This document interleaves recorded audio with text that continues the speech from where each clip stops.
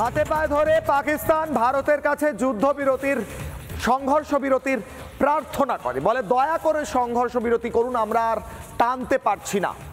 পাকিস্তানের সংঘর্ষ বিরতি প্রার্থনা করার পর অনুরোধ বিনয় ভারতের পায়ে ধরার পর ঠিক কয়েক ঘন্টার মাথায় আবারও নির্লজ্জভাবে সংঘর্ষ বিরতি লঙ্ঘন করল পাকিস্তান।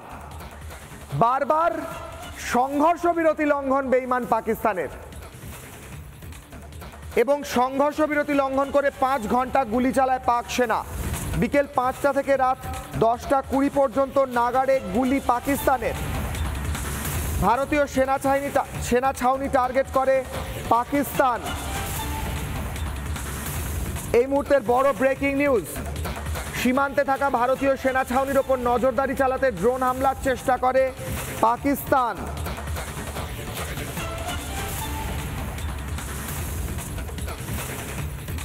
পাক গোলাবর্ষণ ও ড্রোন হামলার জবাব দেয় ভারতীয় সেনা।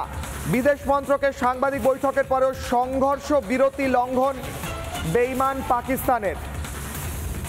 সংঘর্ষ বিরতি লঙ্ঘন করে 5 ঘন্টা গুলি পাক সেনার।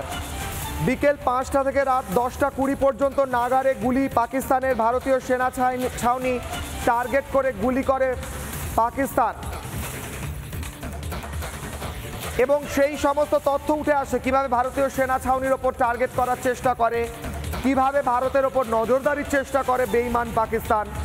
কিন্তু সম্পূর্ণভাবে ব্যর্থ হয়েছে, প্রত্যেক ক্ষেত্রে ব্যর্থ হয়েছে পাকিস্তান।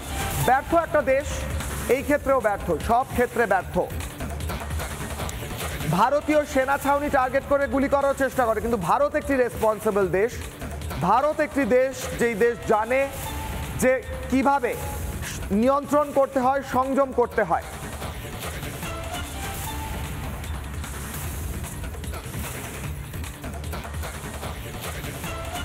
এবং এই মুহূর্তে সরাসরি যাব সিনিয়র এডিটর শুভ্রাংশু চ্যাটার্জির কাছে। শুভ্রাংশু, নিউজরুম থেকে রয়েছে। প্রতি মুহূর্তে আমরা আপডেট দিচ্ছি দর্শকদের কিভাবে বেঈমান পাকিস্তান নিজেরা প্রথমে হাতে পায়ে ধরে হাত জোড় করে বলে আমরা আর পারছি না স্যার, আমাদের আর মারবেন না, আর তার খানিকক্ষণ পর তারা সংঘর্ষ বিরতি লঙ্ঘন করে।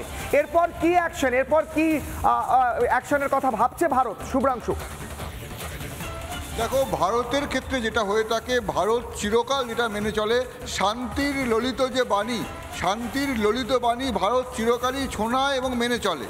কিন্তু পাকিস্তানের ক্ষেত্রে এই শোনানোটা চিরকালই পরিহাসের মতো মনে হয়।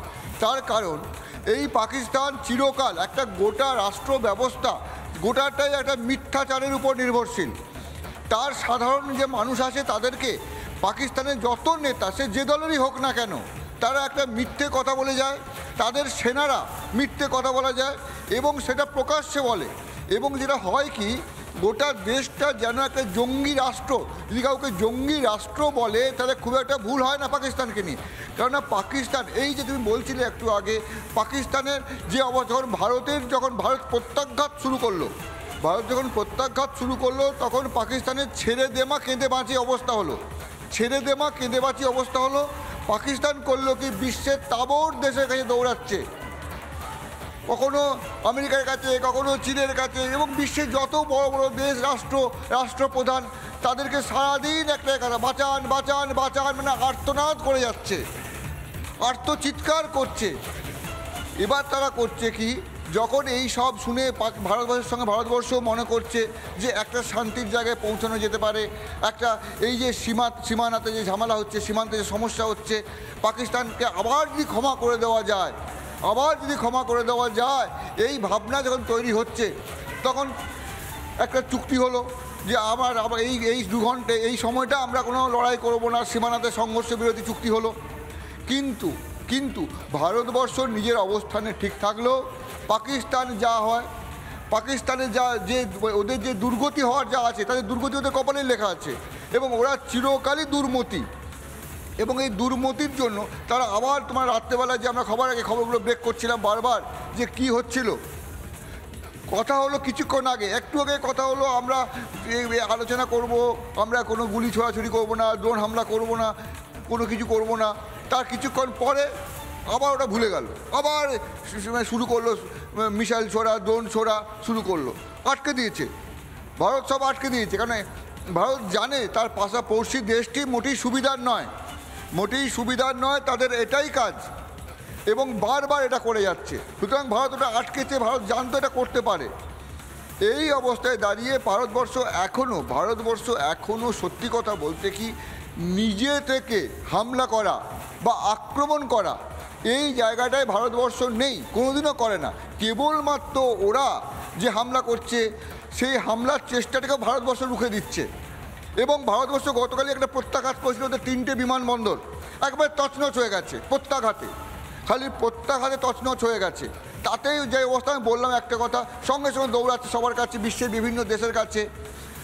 ওরা যেটা করেছিল যে গত কদিন ধরে ড্রোন ব্যবস্থা। তোমাকে আরেকটা কথা বলছি কিশলয়, তুমি যদি দেখো ভারত পাকিস্তান বা এই যে গোটা এশিয়ার জায়গাটায় নতুন একটা অধ্যায় শুরু হয়েছে, এটাকে বলা হয় ড্রোন অধ্যায়।